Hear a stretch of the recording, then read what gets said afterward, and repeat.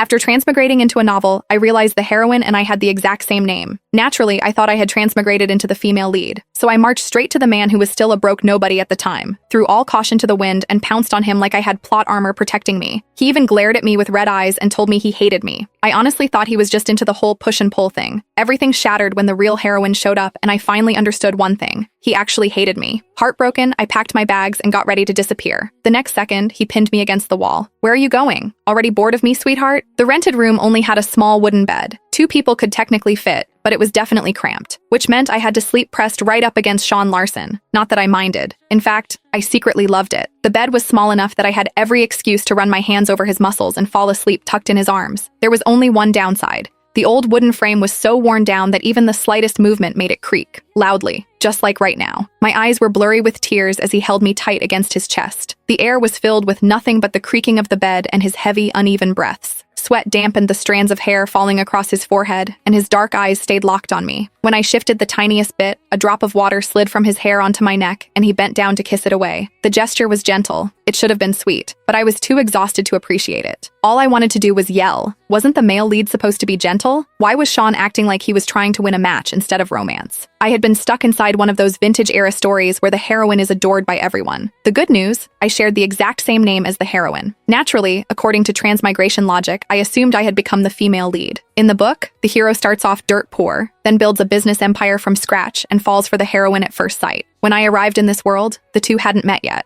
Sean was still a struggling young man, but I didn't feel like waiting. If it was supposed to be love at first sight, why not get ahead of the script? I went straight to his shabby rental and glued myself to him like a persistent barnacle. I ordered him around with all the confidence of someone who believed they had main character immunity. I even shoved him onto his bed, and when his eyes turned red and he said he hated me, I thought it was kink. Somehow, even with all that nonsense, we'd ended up living together for 2 years. My mind drifted, and suddenly a sharp sting hit my lips. Sean's unhappy face filled my vision. "What are you thinking about?" Before I could answer, his expression shifted, and he let out a cold scoff. "Oh, was it the milk from earlier? No wonder you're so hot. You added something again, didn't you?" I stayed silent. I had no right to refute him. When I first arrived, he didn't fall in love with me on sight. He was cold as ice. I'd ended up chasing him relentlessly and slipping things into his drinks just to get close. Now, though, none of that mattered. I weakly kicked his calf. How much longer? I'm tired. I had no idea how much time passed. Everything blurred. At some point, he carried me to the shower, washed me, then set me gently back on the bed. Yawning, I mumbled, "I didn't put anything in the milk." His hand paused. "Then why do I feel so hot?" I thought for 2 seconds.